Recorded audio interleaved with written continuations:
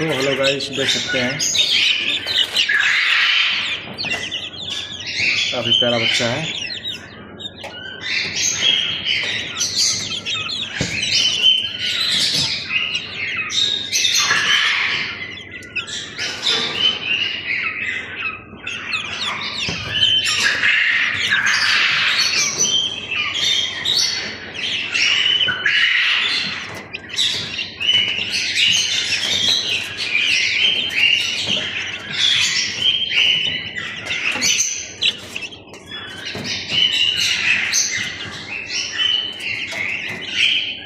Video कैसी लगी दोस्तों, आप लोग कमेंट बताएं।